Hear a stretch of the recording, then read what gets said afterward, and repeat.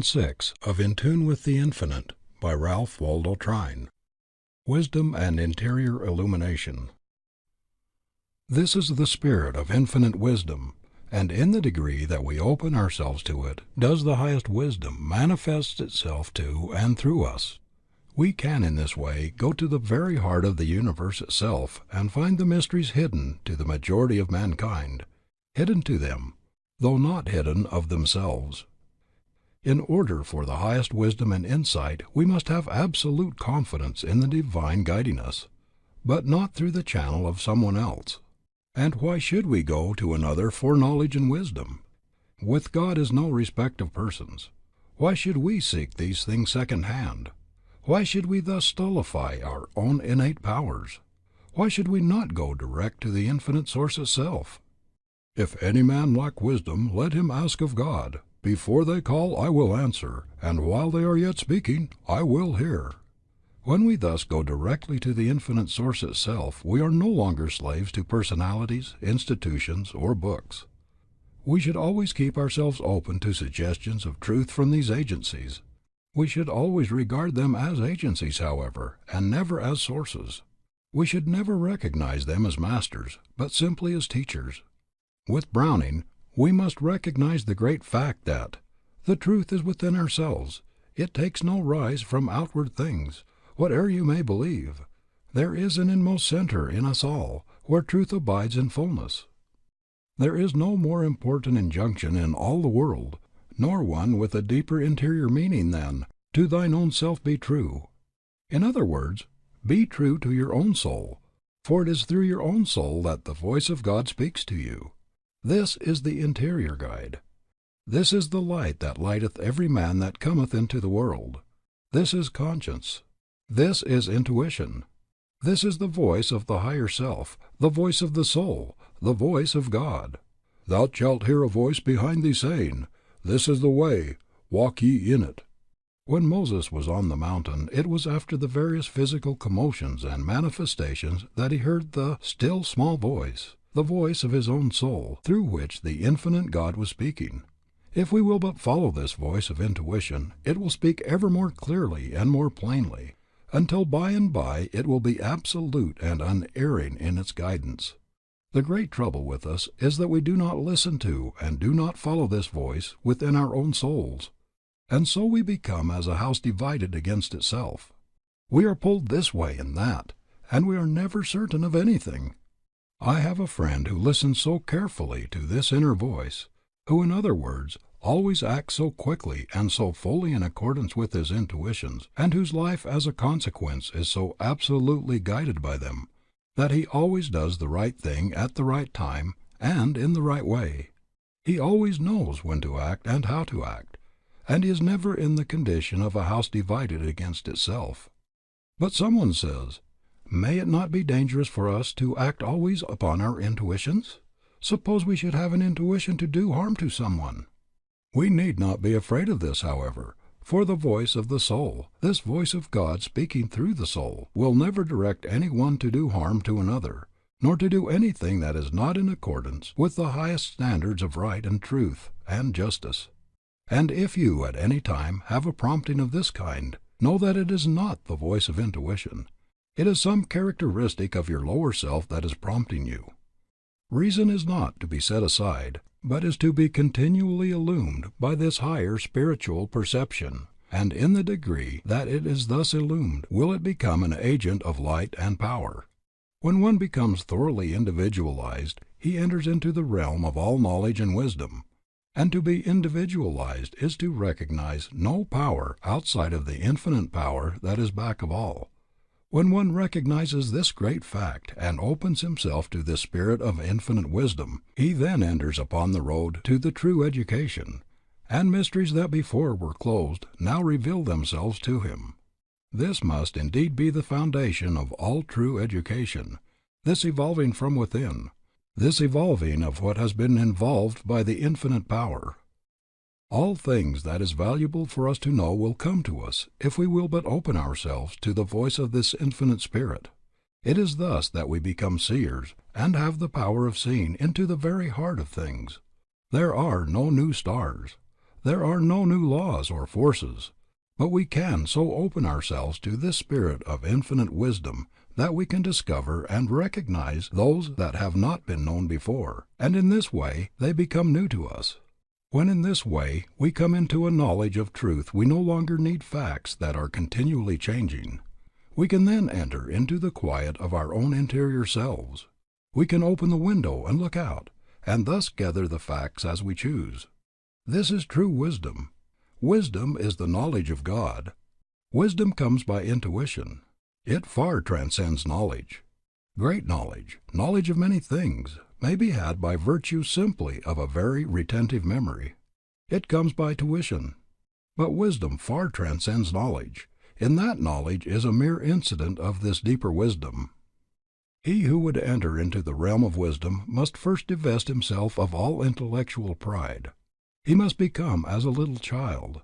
Prejudices, preconceived opinions and beliefs always stand in the way of true wisdom. Conceited opinions are always suicidal in their influences. They bar the door to the entrance of truth.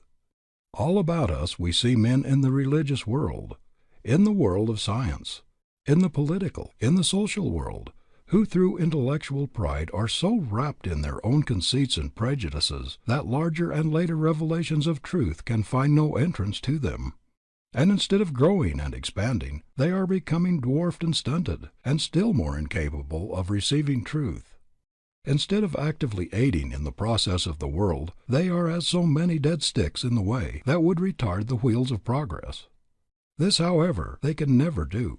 Such always in time get bruised, broken, and left behind, while God's triumphal car of truth moves steadily onward. When the steam engine was still being experimented with, and before it was perfected sufficiently to come into practical use, a well-known Englishman, well known then in scientific circles, wrote an extended pamphlet proving that it would be impossible for it ever to be used in ocean navigation, that is, in a trip involving the crossing of the ocean, because it would be utterly impossible for any vessel to carry with it sufficient coal for the use of its furnace. And the interesting feature of the whole matter was that the very first steam vessel that made the trip from England to America had among its cargo a part of the first edition of this carefully prepared pamphlet. There was only one edition. Many editions might be sold now. This seems indeed an amusing fact, but far more amusing is the man who voluntarily closes himself to truth, because, forsooth, it does not come through conventional or orthodox or heretofore accepted channels, or because it may not be in full accord with, or possibly may be opposed to, established usages or beliefs. On the contrary, let there be many windows in your soul, that all the glory of the universe may beautify it. Not the narrow pane of one poor creed can catch the radiant rays that shine from countless sources. Tear away the blinds of superstition. Let the light pour through fair windows, broad as truth itself, and high as heaven. Tune your ear to all the worldless music of the stars, and to the voice of nature, and your heart shall turn to truth and goodness as the plant turns to the sun. 1,000 unseen hands reach down to help you to their peace-crowned heights, and all the forces of the firmament shall fortify your strength. Be not afraid to thrust aside half-truths and grasp the whole. There is a great law in connection with the coming of truth. It is this: whenever a man or woman shuts himself or herself to the entrance of truth on account of intellectual pride, preconceived opinions, prejudices, or for whatever reason, there is a great law which says that truth in its fullness will come to that one from no source. And on the other hand, when a man or woman opens himself or herself fully to the entrance of truth from wherever source it may come, there is an equally great law which says that truth will flow to him or to her from all sources, from all quarters. Such becomes the free man, the free woman, for it is the truth that makes us free. The other remains in bondage, for truth has no invitation, and will not enter where it is not fully and freely welcomed. And where truth is denied entrance, the rich blessings it carries with it cannot take up their abode. On the contrary, when this is the case, it sends an envoy carrying with it atrophy, disease, death, physically and spiritually as well as intellectually. And the man who would rob another of his free and unfettered search for truth who would stand as the interpreter of truth for another, with the intent of remaining in this position, rather than endeavoring to lead him to the place where he can be his own interpreter, is more to be shunned than a thief and a robber. The injury he works is far greater, for he is doing direct and positive injury to the very life of the one he thus holds. Who has ever appointed any man, whoever he may be, as the keeper, the custodian, the dispenser of God's immutable truth? Many indeed are moved and so are called to be teachers of truth, but the true teacher will never stand as the interpreter of truth for another. The true teacher is the one whose endeavor is to bring the one he teaches to a true knowledge of himself, and hence of his own interior powers, that he may become his own interpreter. All others are, generally speaking, those animated by purely personal motives, self-aggrandizement, or personal gain. Moreover, he who would claim to have all the truth and the only truth is a bigot, a fool, or a knave. In the Eastern literature is a fable of a frog. The frog lived in a well, and out of his little well he had never been. One day a frog whose home was in the sea came to his well. Interested in all things, he went in. "Who are you? Where do you live?" said the frog in the well. "I am so-and-so, and my home is in the sea." "The sea? What is that? Where is that?" "It is a very large body of water, and not far away." "How big is your sea?" "Oh, very big." "As big as this?" pointing to a little stone lying near. "Oh, much bigger." "As big as this?" pointing to the board upon which they were sitting. "Oh, much bigger." "How much bigger then?" "Why, the sea in which I live is bigger than your entire well. It would make millions of wells such as yours." "Nonsense, nonsense. You are a deceiver and a falsifier. Get out of my well. Get out of my well. I want nothing to do with any such frogs as you." "Ye shall know the truth, and the truth shall make you free," is the promise. "Ye shall close yourselves to truth. Ye shall live in your own conceits, and your own conceits shall make fools and idiots of you," would be a statement applicable to not a few, and to not a few who pride themselves upon their superior intellectual attainments. Idiocy is arrested mental growth. Closing oneself for whatever reason to truth and hence to growth brings a certain type of idiocy, though it may not be called by this name.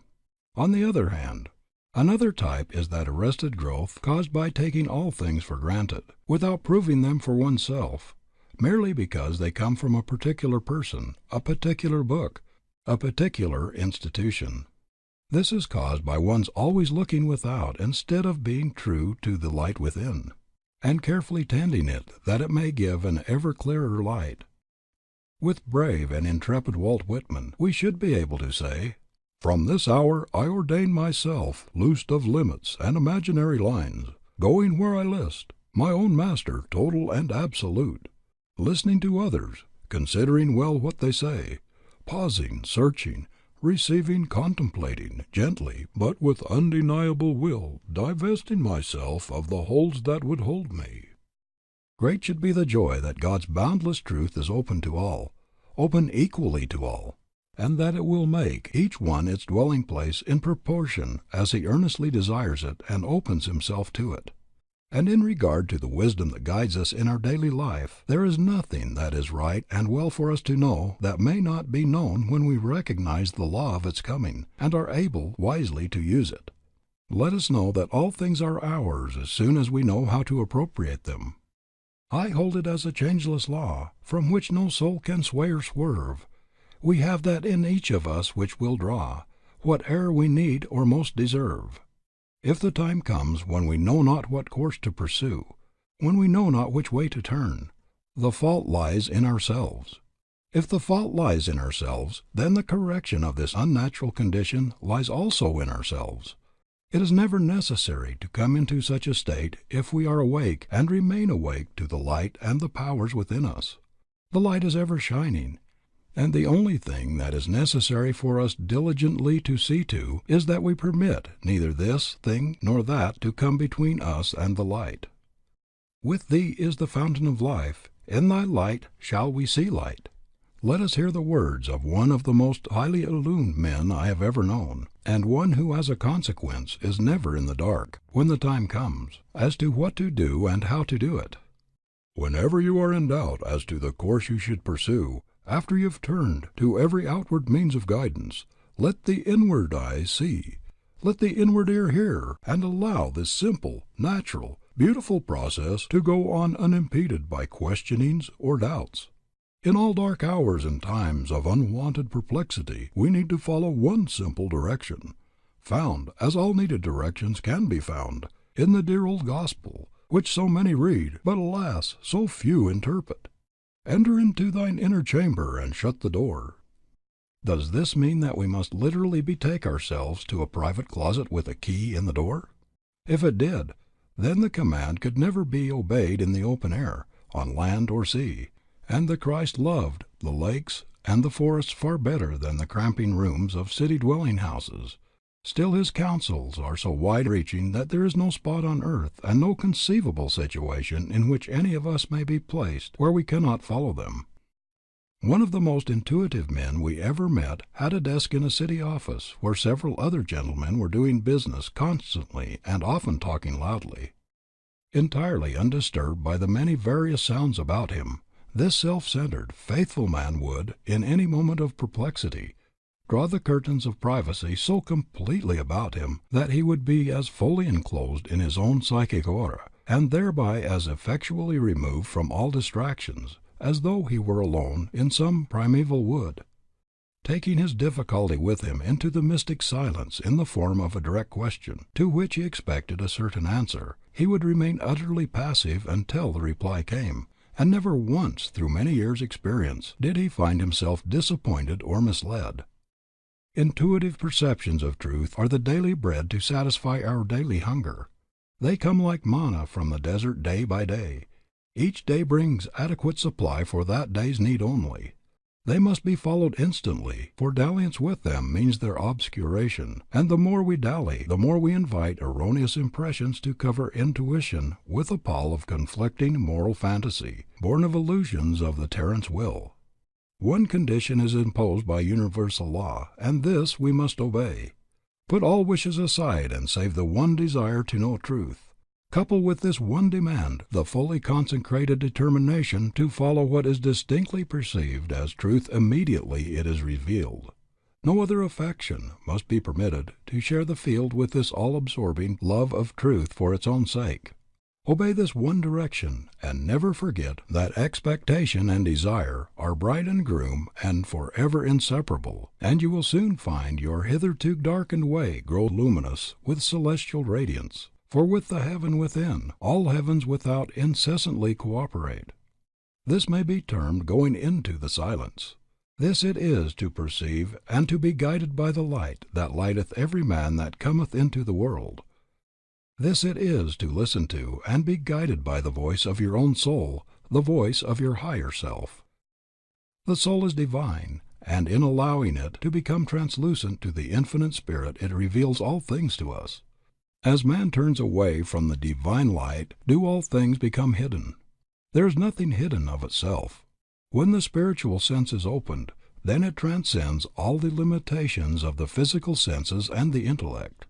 And in the degree that we are able to get away from the limitations set by them, and realize that so far as the real life is concerned, it is one with the infinite life, then we begin to reach the place where this voice will always speak, where it will never fail us, if we follow it, and as a consequence where we will always have the divine illumination and guidance. To know this and to live in this realization is not to live in heaven hereafter, but to live in heaven here and now, today and every day. No human soul need be without it. When we turn our face in the right direction, it comes as simply and as naturally as the flower blooms and the wind blows. It is not to be bought with money or with price. It is a condition waiting simply to be realized, by rich, by poor, by king and peasant, by master and by servant, the world over.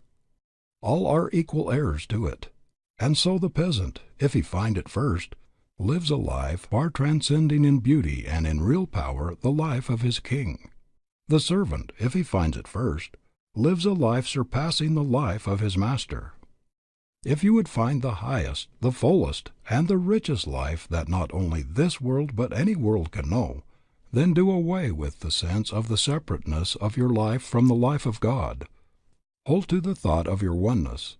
In the degree that you do this, you will find yourself realizing it more and more, and as this life of realization is lived, you will find that no good thing will be withheld, for all things are included in this. Then it will be yours, without fears or forebodings, simply to do today what your hands find to do, and so be ready for tomorrow, when it comes, knowing that tomorrow will bring tomorrow's supplies for the mental, the spiritual, and the physical life. Remember, however, that tomorrow's supplies are not needed until tomorrow comes. If one is willing to trust himself fully to the law will never fail him. It is the half-hearted trusting to it that brings uncertain and so unsatisfactory results. Nothing is firmer and surer than Deity.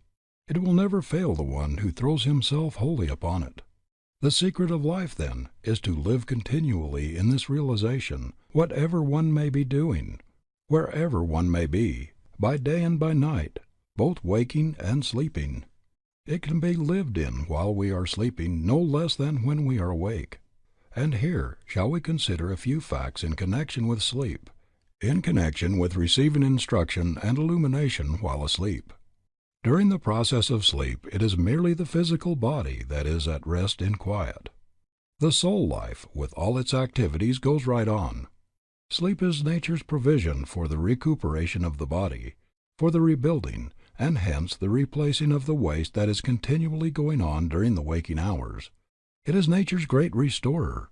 If sufficient sleep is not allowed the body, so that the rebuilding may equalize the wasting process, the body is gradually depleted and weakened, and any ailment or malady, when it is in this condition, is able to find a more ready entrance. It is for this reason that those who are subject to it will take cold, as we term it, more readily when the body is tired or exhausted through loss of sleep than at almost any other time. The body is in that condition where outside influences can have a more ready effect upon it than when it is in its normal condition.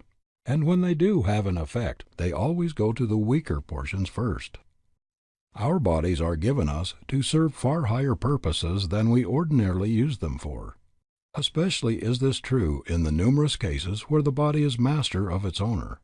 In the degree that we come into the realization of the higher powers of the mind and spirit, in that degree does the body, through their influence upon it, become less gross and heavy, finer in its texture and form, and then, because the mind finds a kingdom of enjoyment in itself, and in all the higher things it becomes related to, excesses in eating and drinking, as well as all others, naturally and of their own accord fall away.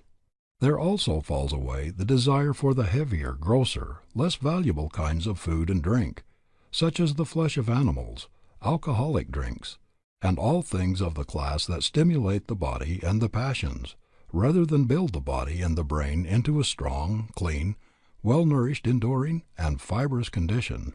In the degree that the body becomes less gross and heavy, finer in its texture and form, there is less waste, and what there is more easily replaced, so that it keeps in a more regular and even condition. When this is true, less sleep is actually required, and even the amount that is taken does more for a body of this finer type than it can do for one of the other nature. As the body in this way grows finer, in other words, as the process of its evolution is thus accelerated, it in turn helps the mind and the soul in the realization of ever higher perceptions, and thus body helps mind the same as mind builds body. It was undoubtedly this fact that Browning had in mind when he said, "Let us cry, all good things are ours, nor soul helps flesh more now than flesh helps soul." Sleep, then, is for the resting and the rebuilding of the body. The soul needs no rest, and while the body is at rest in sleep, the soul life is active the same as when the body is in activity. There are some, having a deep insight into the soul's activities, who say that we travel when we sleep. Some are able to recall and bring over into the conscious waking life the scenes visited, the information gained, and the events that have transpired. Most people are not able to do this, and so much that might otherwise be gained is lost. They say, however, that it is in our power, in proportion as we understand the laws, to go where we will, and to bring over into the conscious waking life all the experiences thus gained.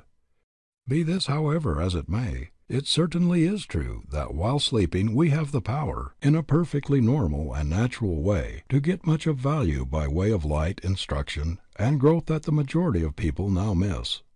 If the soul life, that which relates us to the Infinite Spirit, is always active, even while the body is at rest, why may not the mind so direct conditions as one falls asleep, that while the body is at rest, it may continually receive illumination from the soul, and bring what it thus receives over into the conscious waking life? This indeed can be done, and it is done by some to great advantage, and many times the highest inspirations from the soul come in this way, as would seem most natural, since at this time all communications from the outer, material world no longer enter. I know those who do much work during sleep, the same as they get much light along desired lines. By charging the mind on going to sleep as to a particular time for waking, it is possible, as many of us know, to wake on the very minute. Not infrequently we have examples of difficult problems that defied solution during waking hours, being solved during sleep.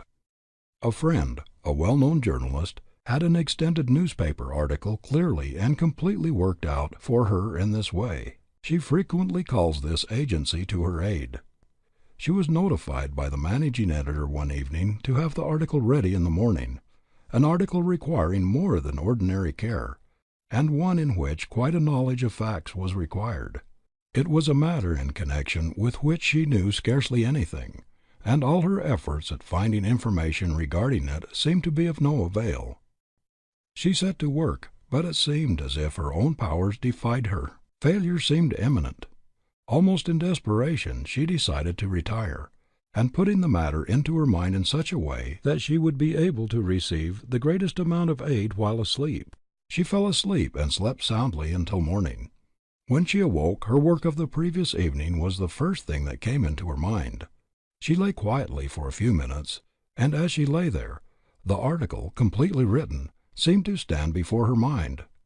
She ran through it, arose, and without dressing took her pen and transcribed it onto paper, literally acting as her own amanuensis. The mind, acting intently along a particular line, will continue so to act until some other object of thought carries it along another line. And since, in sleep, only the body is in quiet while the mind and soul are active, then the mind, on being given a certain direction when one drops off to sleep, will take up the line along which it is directed, and can be made in time to bring over into consciousness the result of its activities. Some will be able very soon to get results of this kind. For some it will take longer. Quiet and continued effort will increase the faculty. Then, by virtue of the law of the drawing power of the mind, since the mind is always active, we are drawing to us, even while sleeping, influences from the realms kindred to those in which we in our thoughts are living before we fall asleep. In this way we can put ourselves into relation with whatever kinds of influence we choose and accordingly gain much during the process of sleep. In many ways, the interior faculties are more open and receptive while we are in sleep than while we are awake. Hence the necessity of exercising even greater care as to the nature of the thoughts that occupy the mind as we enter into sleep, for there can come to us only what we by our own order of thought attract. We have it entirely in our own hands.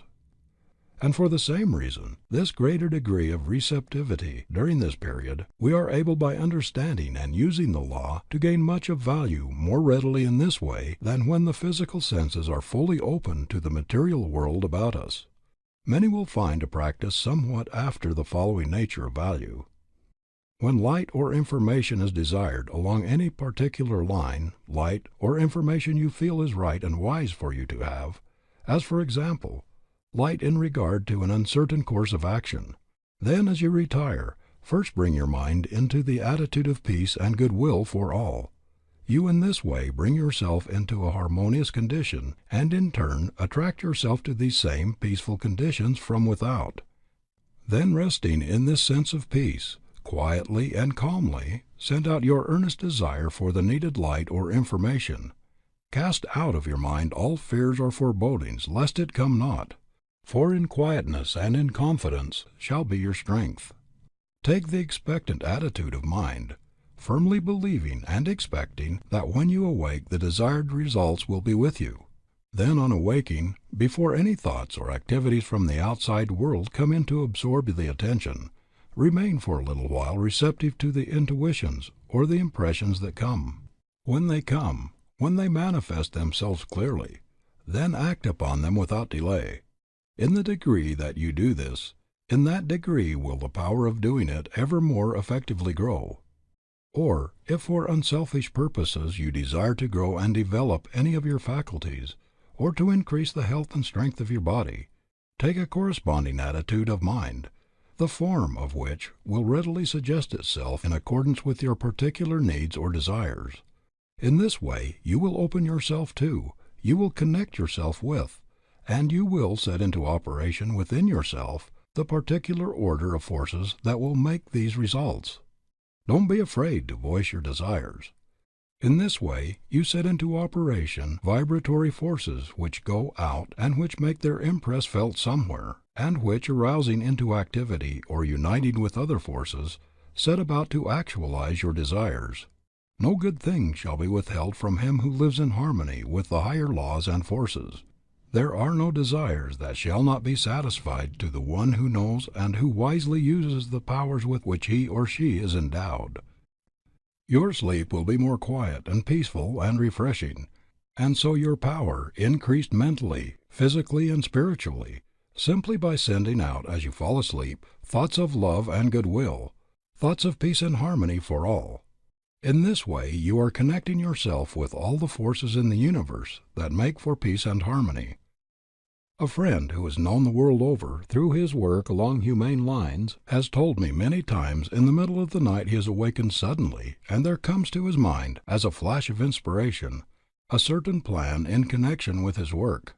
And as he lays there quietly and opens himself to it, the methods for its successful carrying out all reveal themselves to him clearly. In this way many plans are entered upon and brought to a successful culmination that otherwise would never be thought of, plans that seem indeed marvelous to the world at large. He is a man with a sensitive organism, his life in thorough harmony with the higher laws, and given wholly and unreservedly to the work to which he has dedicated it. Just how and from what source these inspirations come he does not fully know. Possibly no one does, though each may have his theory.